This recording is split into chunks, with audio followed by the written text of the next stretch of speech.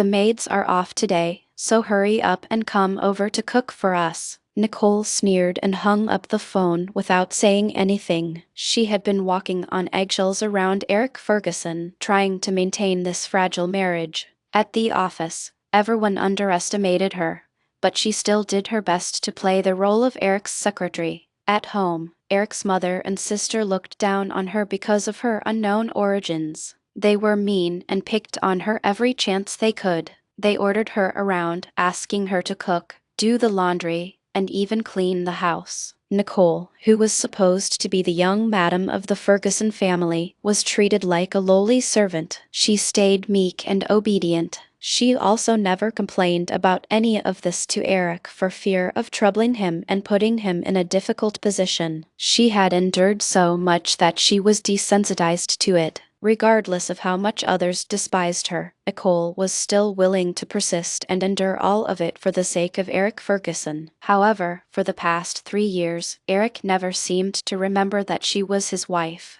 The extent of their communication was when he gave her work to do at the office, urged her to donate blood, and transferred money to her. At this moment, Nicole felt exhausted. She could not hold on any longer. This was not the first time Wendy Quad tried to provoke her. In the past, Nicole could always laugh off those harsh and mean words, but this photo completely trampled on her self-esteem. Humiliation, loneliness, and a harsh cold engulfed her. Was my 3 years of marriage a joke? At this moment, Nicole's face was extremely glum. She had finally made up her mind. Fine, it's time for this joke to be over. Nicole scrolled through her phone, and without hesitation, she sent Eric a message. Let's get a divorce. Although she was still feeling dizzy, she knew that this was the right decision. Eric called her immediately. Nicole had already expected his wrath at this moment. The man's voice was harsh and cold as he said, "Nicole, what are you making a fuss about? How much do you want? Just state a price." The doctor said that Wendy's in critical condition. Nicole forcefully suppressed the dizziness and interrupted his words. She smiled coldly and said in a hoarse voice, "Eric Ferguson, I'll see you at the city hall in an hour, or you can watch her die." She hung up after that sentence. Immediately after, she received another message. Fund transfer.